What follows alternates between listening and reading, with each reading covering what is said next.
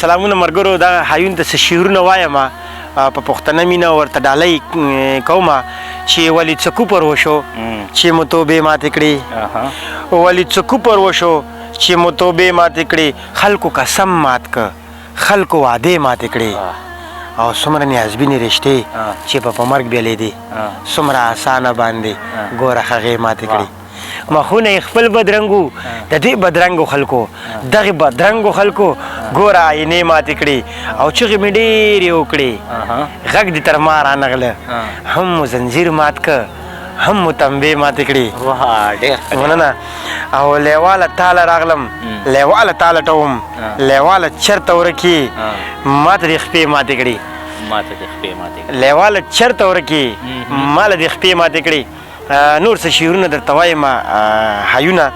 چې ډېره مزه سکې د قربان پته به لګي د وخت د غلامۍ او د زندان پته به لګي چې ډېره مزه سکې د قربان پته به لګي د وخت د غلامۍ او د زندان پته به لګي په چغو دړکو باندې له چا نه نه ویرېږو رامخکې شه اغیاره په میدان پته به لګي شهیدو پښتنو له به حساب ورکول غواړي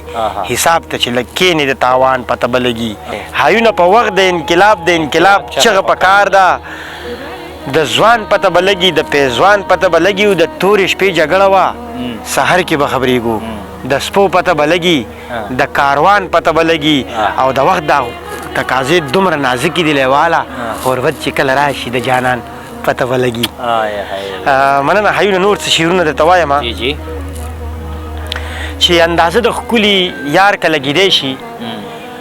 اندازه د ښکلي یار کله ګیدی شي وایم حسن د جهان ورته لوګی شي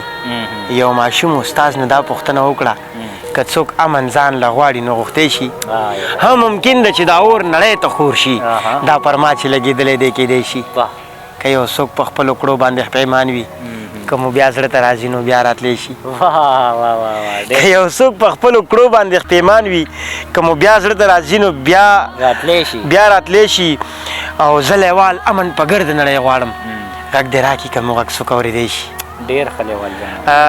ډېره مننه حیونه نور څه شعرونه درته وایم چې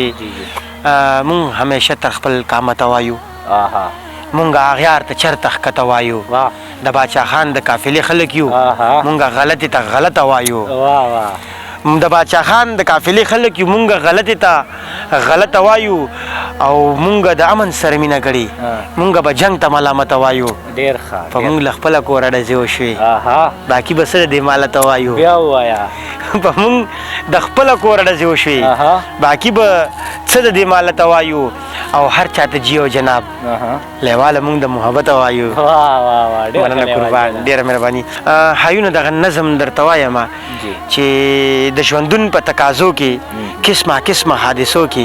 سړی یو دوه کې حیران شي دې دنیا ته په راتلو کې نه په پته باندې پوه شو نه په ګټه باندې پوه شو چې خواږه ځان سره یوسو که تراخه ځان سره یوسو چې سړی چېرته لاړ شو څه ناسه ځان سره یوسو